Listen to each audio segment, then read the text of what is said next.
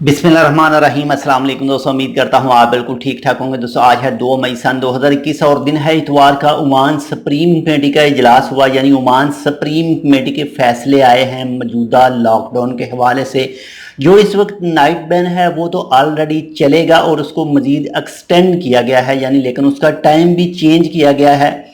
8 मई से लेकर और 15 मई तक शाम 7 बजे से लेकर सुबह 4 बजे तक किसी भी गाड़ी को बाहर जाने की इजाज़त नहीं है और किसी भी इंडिविजुअल आदमी को भी बाहर जाने की इजाज़त नहीं है। ये तो होगी एक साइड।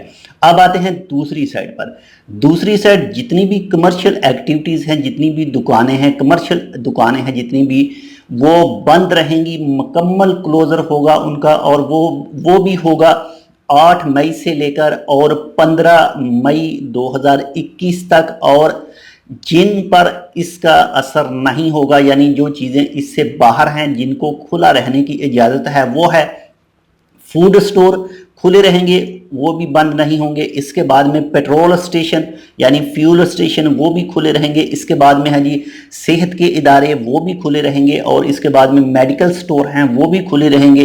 इसके बाद में होम डिलीवरी सर्विस है, जितने भी सामान हैं वो भी अपना काम जारी रख सकते हैं। एक बार फिर क्लियर करता चलूँ, जो नो मूवमेंट बैन है रात के वक्त वो 8 मई से 15 मई तक शाम 7 बजे से लेकर सुबह 4 बजे तक होगा। और जो कमर्शियल एक्टिविटीज़ हैं वो टोटल बंद रहेंगी।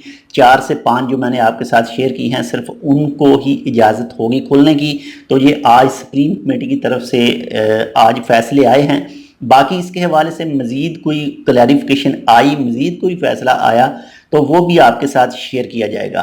अगर आपने अभी तक हमारा ये channel Tech with Urdu subscribe नहीं किया तो आप इसको सब्सक्राइब कर सकते हैं मज़ीद ऐसे ही अच्छे अच्छे और मालूमाती वीडियोज़ के लिए।